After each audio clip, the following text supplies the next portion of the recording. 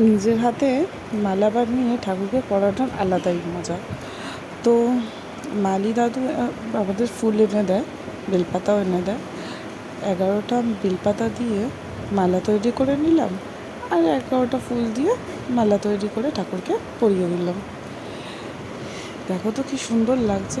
আচ্ছা, সবাই বলে যে সাদা ফুল গণেশ ঠাকুরকে দিতে নেই, কিন্তু আমি তো দিই।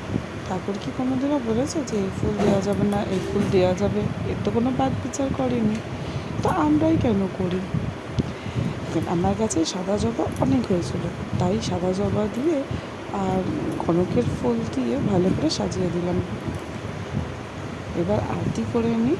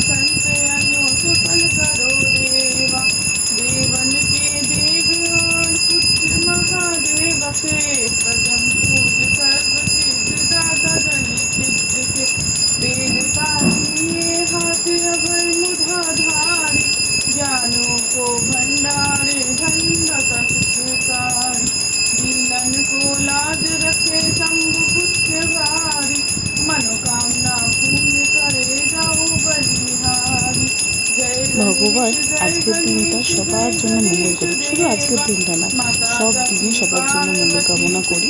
সবাই ভালো থাকুন, সুস্থ থাকুন।